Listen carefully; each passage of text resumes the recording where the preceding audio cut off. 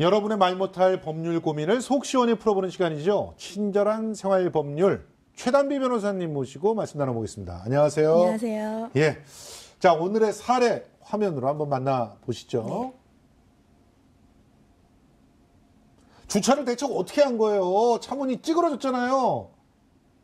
원래부터 그랬던 거 아니에요? 아, 발레 파킹 맡기기 전까지 괜찮았다고요. 당장 배상하세요. 차관수를 못한 손님 잘못이죠. 저희는 책임 못 집니다. 아, 이런 경우 진짜 많아요. 너무 황당했었어요. 맞아요. 저도 한번 당해본 적이 있는데 있으세요? 발레 파킹을 딱 맡겼다가 나중에 차를 찾았을 때 제대로 확인 못하고 집에 와봤더니 찌그러져 있는 거예요, 뒤쪽이. 이럴 경우에 뭐 배상을 받을 수 있는 건가요? 배상받으실 수 있습니다. 아, 그래요? 예, 우리나라에 그 공중적개업자의 책임이라는 상법 조항이 있어요. 예. 공중적개업자, 일반적으로 이제 사람들을 모으는 뭐 식당 이런 곳이죠. 예. 객으로부터 임치를 받은 물건을 훼손했다라고 예. 한다면 그 손해를 배상할 책임이 있다. 예. 이렇게 규정하고 있는데요.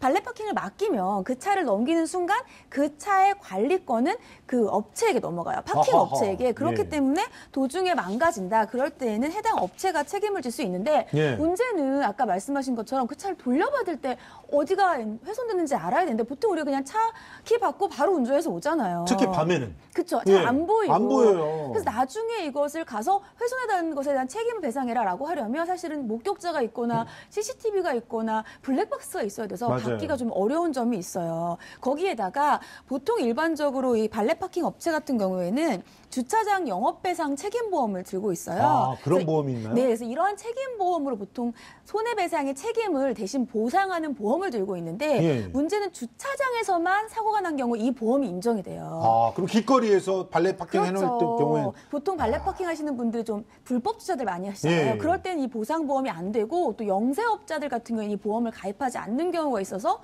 또 보상을 받기 어려운 점들도 있습니다. 그렇군요. 아니, 근데 저는 이 뉴스 보고 굉장히 깜짝 놀랐는데 발레 파킹을 맡겼다가 차를 도난당한 적이 있다고요? 의외로 또 이렇게 사고 나는 경우들도 있지만 도난당하는 경우들도 있다라고 해요. 이게 실제로 있었던 사건인데 예. 2012년도의 사건이에요. 이제 커피숍에 가려고 발레 파킹을 맡겼어요. 그랬는데 자기의 차량 또 심지어 고급 외제차인데 도난을 예. 당한 거예요. 예. 이게 과연 누구 책임일까요? 아, 누구 책임이죠? 맞춰보세요. 글쎄요, 뭐 발레 파킹을 한 사람한테 물으려 그러니까 또 거기 그 사람을 고용한 주인도 있을 것 같고 맞아요. 이거 누구한테 물어야 되나요? 이게 조금 일반적인 사안은 아니었어요. 근데 어떤 일이었냐면 결국은 주차 관리인과 빌딩 소유주에게 책임을 져라 이렇게 판결을 내렸는데요. 그건 사례에 있어요. 이유가 있습니다. 원래 일반적으로는요. 주차 관리인과 커피숍 업주가 일반적이에요. 근데 여기의 사례에서는 왜 빌딩 소유주인가 한번 예. 들어보시면 이 고급 외제차를 소유자가 있었어요. 청담동의 한 커피숍에 들어가기 위해서 그 빌딩의 주차원에게 발레 파킹을 맡겼어요. 예. 근데 이 발레 파킹을 한 그 담당자가 예. 이것을 원래는 기계 주차장에 넣어야 되는데 예. 그냥 그 주차장 옆에 있는 데에다 불법 주차를 한 거예요. 어허. 그리고 그 차량을 그들이 있는 그 박스 있죠? 거기에다가 넣어놨어요. 예. 그래놓고 문을 잠그지를 않은 거예요. 예. 그러고 나서 자리를 비웠어요. 예. 그랬다가 너무 잘 보이는 곳에 걸려 있는 거예요. 그러니까 어떤 이 도둑이 예. 차 키가 있네요? 외제차네? 하고 그것을 가지고 차를 몰고 가버린 거예요. 그리고 나왔는데, 커피숍에 나왔는데 차가 없어요. 진짜 이래서 황당하겠네요. 이 차를 이제 중고였는데, 중고 매입 가격, 그리고 취등록세까지 합쳐서 손해배상을 청구했는데요. 예. 법원은 어떻게 판결 내렸냐? 주차 관리인 불법 주차했고, 제대로 키 관리 안 했죠. 예. 책임이 있고요. 커피숍 업주는 책임이 책임이 없어요. 없죠, 사실. 왜냐하면 이 커피숍 업주가 매달 일정 부분 주차 관리 비용으로 빌딩 소유주에게 내겠죠. 냈어요. 예. 그렇기 때문에 이렇게 주차 관리 비용을까지 받았잖아요. 그럼 빌딩 소유주에게 관리 감독 책임이 있다라고 해서 주차 관리인과 빌딩 소유주에게 책임이 있다라는 판결이 있었습니다. 아, 그리고 진짜 잊을만 하면 한 번씩 터지는 사건 있잖아요. 기계식 주차장에서 차가 떨어져서 뭐 누가 죽었다, 뭐 차가 파손됐다. 네, 맞아요. 이런 사고는 도대체 누구한테 책임을 물어야 저도 되죠? 사실은 기계 주차장 들어갈 때마다 항상 조금 무서워요. 무섭죠. 또 들어가서 내려갈 때 덜컹하잖아요. 덜컹하잖아요. 야. 나올 때도 혹시 저기 빠질까 봐 약간 예. 걱정되는데 실제 사례 2개 말씀드릴게요. 2016년 1월에 서울 대방동에 기계 주차장이 있었어요. 예. 그런데 기계가 오작동한 거예요. 진입하던 운전자의 차량이 겨우 정말 이렇게 걸쳐져서 아이고. 겨우 추락 사고를 모면한 게 있는데 이게 리프트가 안 올라왔던 거예요. 문이 열렸는데 2016년 6월 20일에는요. 서울 강남구의 한 빌딩 기계식 주차장에서 리프트가 올라오지 않은 상태에서 진입하다가 이 사건은 너무 안타깝게 아이고, 추락해서 참. 운전자가 사망한 사건이었어요. 예. 그럼 과연 이렇게 기계의 오작동으로 인한 사고는 어떻게 책임을 져야 될 것인가? 예. 1차적으로는 운전자의 과실이 없다는 경우를 전제합니다. 대부분은 예. 과실이 없어요. 왜냐하면 그렇죠. 문이 열려야 들어가니까. 그렇죠. 그래서 1차적으로 건물주가 책임을 져요. 왜냐하면 건물주가 설치를 관리를 했기 제대로 안 때문에. 했으니까. 네, 그리고 두 번째로는 건물을 관리하는 사람. 예. 건물 소유주가 관리자를 따로 뒀으면 관리한 사람이 2차적인 책임을 지는데요. 예.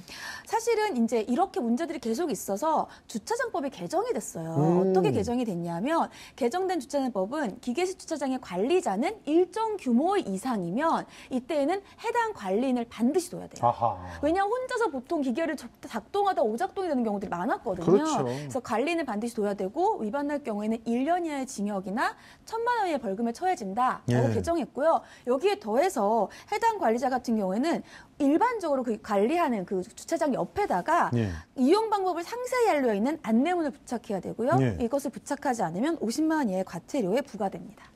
그리고 이런 경우 있는데 주차장에다 차 세워놓고 있었는데 누군가가 와서 쾅 받고 그냥 도망가 버리는 거. 네. 이거는 어떻게 배상을 받아야 되죠? 이 주차장 같은 경우에는요, 도로가 아니에요. 원래는 예. 그래서 뺑소니 사고 사람이 다치지 않으면 책임을 안 졌는데 이게 개정이 됐어요. 아, 예. 그래서 차량만 손괴를 하고 도망간 경우에도요, 인적사항을 제공하지 않는 경우에는 20만 원 이하의 벌금이나 구류, 과료에 처한다. 근데 문제는 이걸 알고 도망쳐야 돼요. 고의여야 돼요. 그렇기 때문에 CCTV라든지 블랙박스라든지 이러한 아하. 증거 자료가 필요합니다. 아니 근데 문콕일 경우에는 대개는 고의가 없잖아요. 맞아요. 이런 때도 보상을 받을 수 있는 거예요? 사실 이게 개정됐을 때 문콕이 제외가 됐었어요. 예, 왜냐하면 예, 예. 운행 중일 때에 이런 사고여야 되는데 문콕은 보통 주차 다 서서. 하고 예. 하잖아요. 시동 다 끄고 딱 열다가 꽝. 그렇죠. 근데 계속해서 문제가 제기돼서 이것이 앞으로 개정될 예정이고요. 개정돼서 네. 시행될 예정이에요. 2019년 3월부터 시행이 될 텐데요.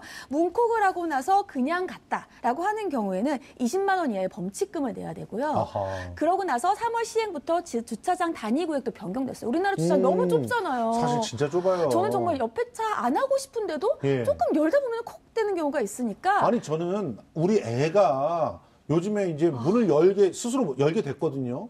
근데 이 녀석이 그냥 가끔씩 문을 확 열어가지고 진짜 조마조마할 때 한두 번이 아빠 아니에요. 범칙금 안 내려면 살살 열어야 됩니다. 그러니까요. 이게 예. 주차장 단위 구역이 변경돼서 일반 자동차, 보통 차는 소형차, 중형 SUV 같은 경우는요. 이젠 주차장에 단위 구역 있죠. 하나 세울 수 예. 있는 그것이 개정 전에는 2.3m였는데 현행은 2.5m고요. 예. 큰 차 같은 경우에는 2.3m에서 2.6m로 넓어져야 되니까 아하하. 이제는 우리가 조금만 조심하면 문콕을 안 할 수도 있게 바꿔주겠다 이렇게 바뀌었습니다. 이렇게 되면 결과적으로 거의 2.6m 정도는 지켜줘야 이제 주차장을 그럼요. 제대로 확보할 수 있다는 생각이 드는데 아무튼 오늘 이 내용들을 한 줄로 딱 요약하면 어떻게 될까요? 주차장에 들어가면 보통 안심하잖아요. 네. 아닙니다. 주차하는 도중, 주차한 이후라도 사고가 발생할 수 있으니까 반드시 주의하시기 바랍니다. 예. 오늘도 아주 명쾌한 해설 정말 감사합니다. 지금까지 최단비 변호사와 함께했습니다. 감사합니다. 고맙습니다.